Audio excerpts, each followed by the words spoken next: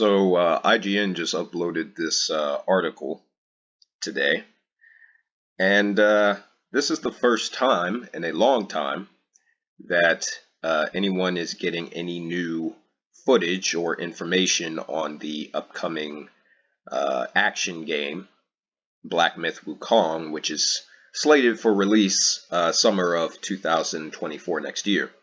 And there's been some interesting new information regarding this game.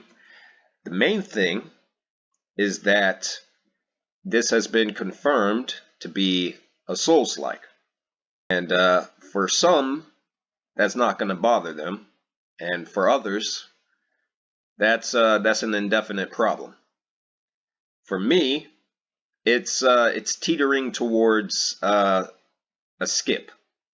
Because the Souls-like genre has become a bit redundant, become something that's been copied over and over again, and there hasn't been any new advancements that have really pushed the genre forward.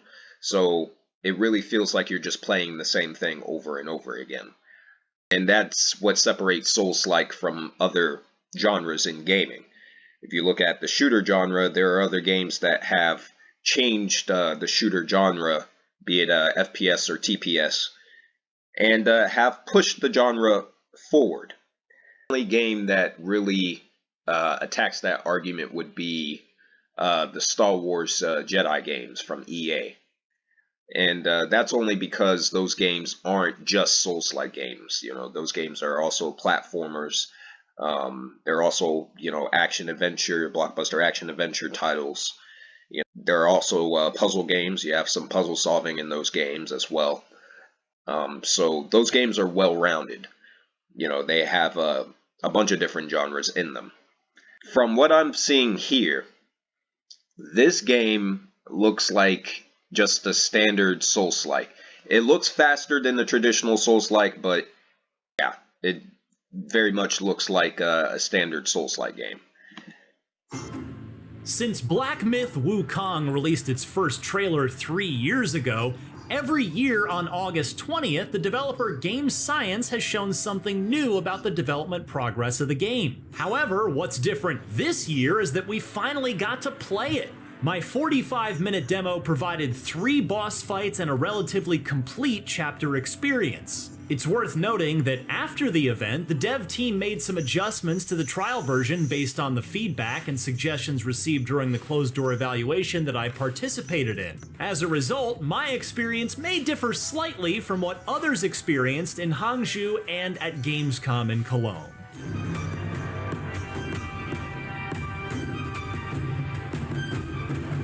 Due to time limitations, this trial in Hangzhou and at Gamescom in Cologne. My experience may differ slightly from what others experienced in Hangzhou and at Gamescom in Cologne. Yeah, something I didn't notice before.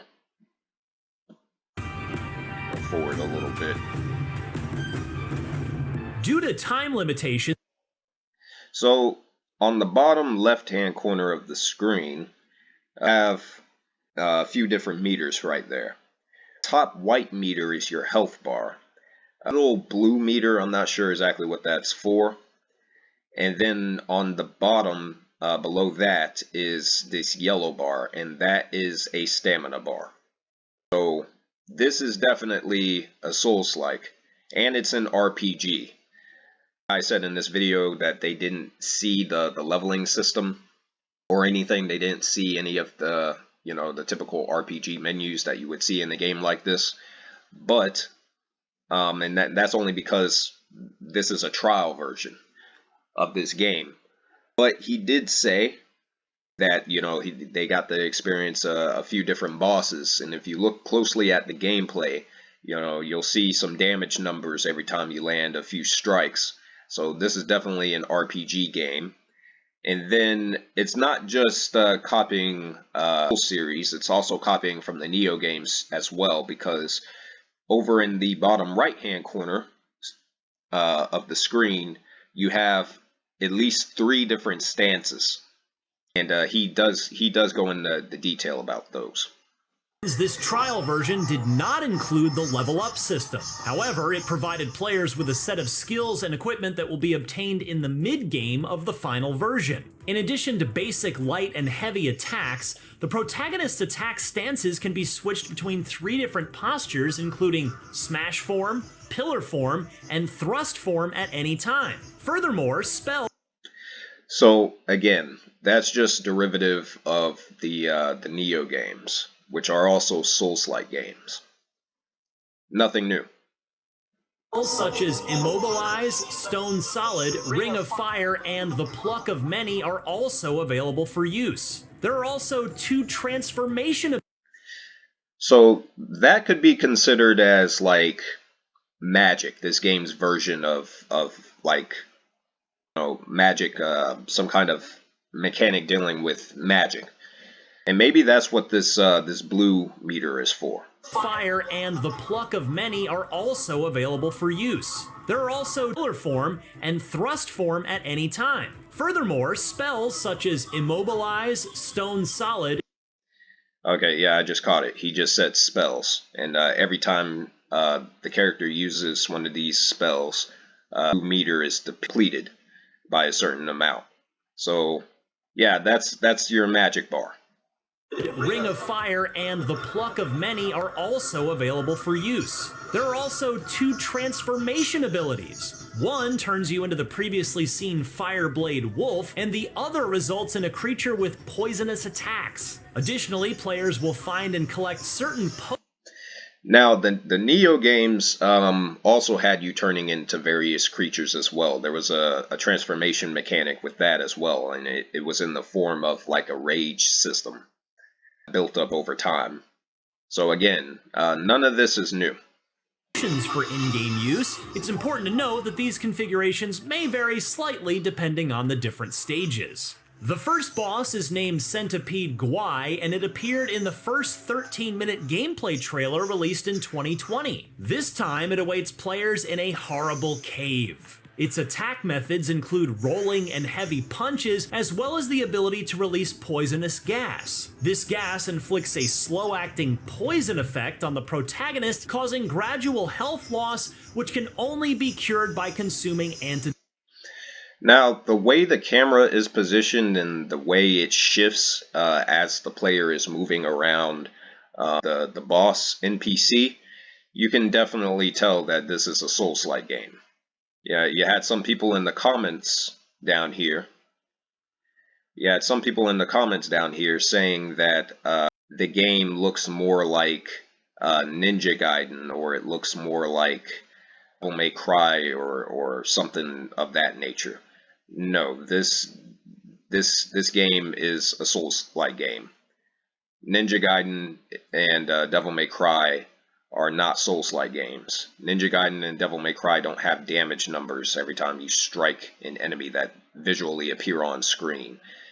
This boss is considered relatively easy overall in terms of difficulty for this trial version. After becoming familiar with its attack patterns, most players should be able to defeat it easily. The second boss is the Macaque Chief, as seen in the Snow Mountain of the 2021 trailer. This time, players can experience the sequence just as it was shown. You can observe how the protagonist's movements and combat in the snow-covered terrain dynamically affect the accumulation of snow in real time. This battle also holds a secret. If the Macaque Chief's health is reduced to half within a certain time, it triggers his second phase. To encounter the monkey with wings, the protagonist needs to venture deeper into the scene. In this state, the monkey's aggression, attack range, and attack patterns all increase significantly. It gains the ability to launch aerial assaults against...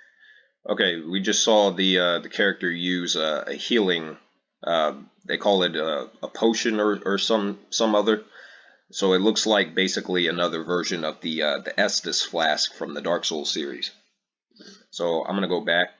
They had cut the frame just as the character used it, but I'm gonna go back. This needs to venture deeper into the scene. In this state, the monkey's aggression, so he's about to use it right range, here, and attack patterns all increase significantly. It gains...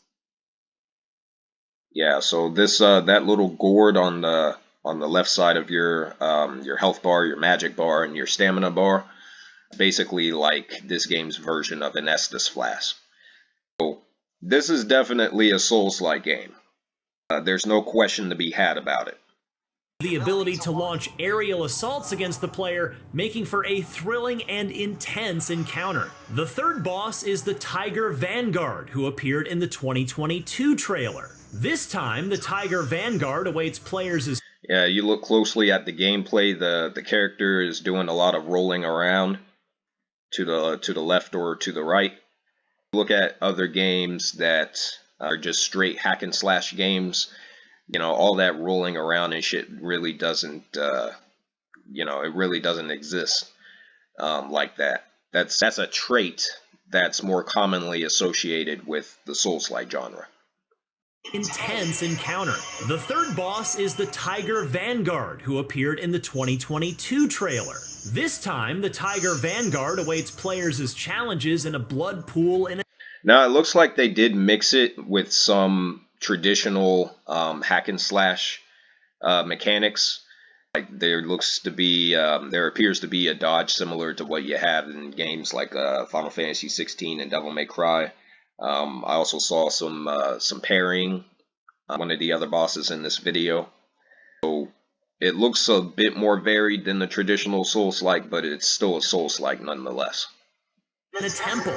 According to the developers, this boss will play a role in the storyline as an NPC who imparts the stone solid skill to the protagonist. Therefore, you will witness him using this skill during the battle. One highlight of this scene is how the water reacts and changes dynamically with the actions in combat. The Tiger Vanguard boasts the highest attack speed and aggression among the three bosses. Not only does he possess both physical and spell-based attack abilities, but his combo attacks also deal substantial damage, making it easy to fall victim to his... And judging from the damage that the bosses dish out to the player, it looks like you can die within just a few hits. So this is definitely a Souls-like game. My question is, are there going to be any difficulty levels? I'm curious, because again, the only Souls-like game to where, you know, they include difficulty levels is multiple difficulty settings are the once again the EA Star Wars Jedi games. Aside from that, the rest of them just have the standard difficulty, and there's nothing you can do to change it unless you're on PC and you download a patch. But that, you know, or not a patch, but you download a mod, and that really doesn't count. His assault. The chapter experience provided during the Hangzhou event that I played the game at is called Purple Cloud Mountain. The overall scenery is somewhat reminiscent of the in-game footage shown in the 2022 trailer. This is a relatively complete level experience, featuring various environments such as forests, villages, and temples. There are also as many as 4 or 5 types of enemies waiting for players along the way. Don't underestimate these minions, as they also possess the ability to deliver a fatal blow to the protagonist with a single strike.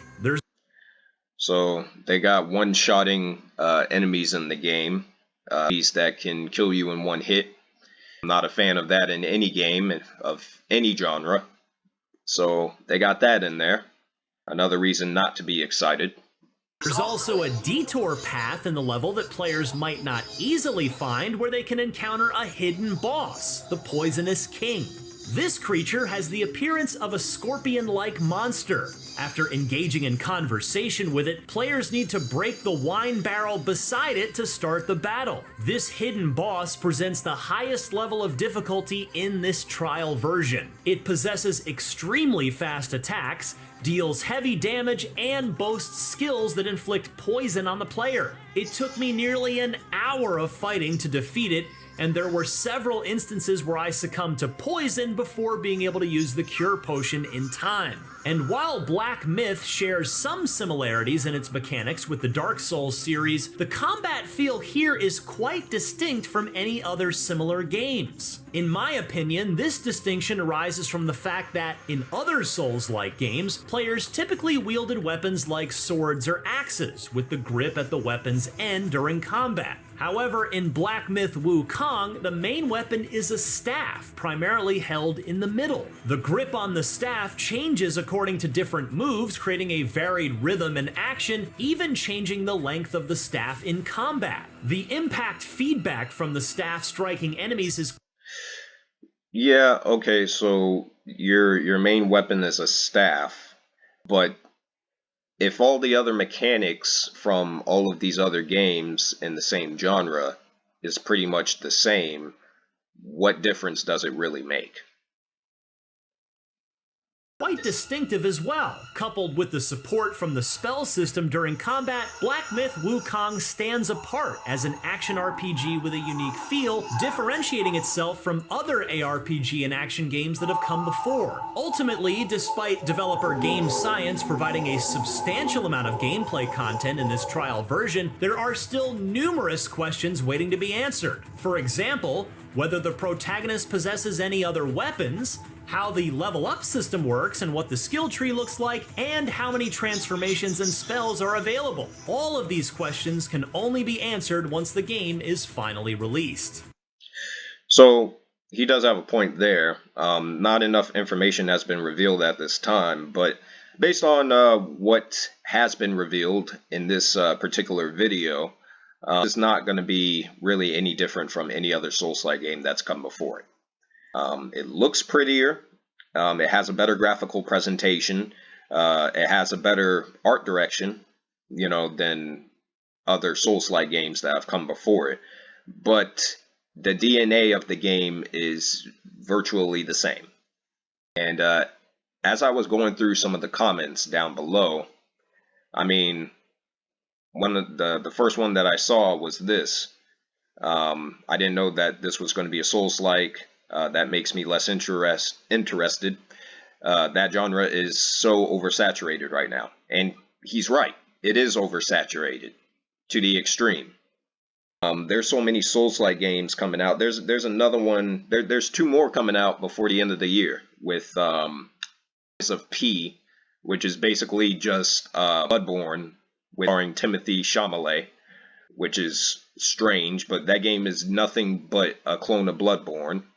And then Lords of the Fallen looks like an alternate version of Dark Souls 3. None of these games have really gone out of their way to really push themselves to be truly different, with the exception of the Neo games. Those are the only exceptions. In those games, now you have Team Ninja releasing games like Wukong, which is just like an updated version of games that they've released years ago. This game doesn't look like it's anything special. You see, what makes a real Souls-like is the lore. No. What makes a Souls-like is the gameplay and the gameplay mechanics, and this falls in line with that. Yeah, I see this game getting good reviews only because of the presentation and art direction. The gameplay is the same, the mechanics are the same. The thing that's going to help this game truly stand out would be the story. If the game has a grounded story that's actually good. Don't know if that's actually going to be a thing, or if it's going to be if it's going to follow the same lazy implementation of lore without any context, like many of the other Souls games. So yeah, right now, man, based on what I've seen, it's a pass for me, to be honest. As soon as they revealed that this game was going to be a Souls-like, which they revealed that, 2 years ago? Whenever they, first showed this off, I was skeptical, and I wanted to wait until they showed gameplay with the actual HUD and everything, and now that I've seen that, yeah, I'm not really looking forward to this. So that's a fucking shame. This game had the chance to be its own thing. Instead, it's following, a similar pattern that we've seen dozens of times over the past decade. So it is what it is.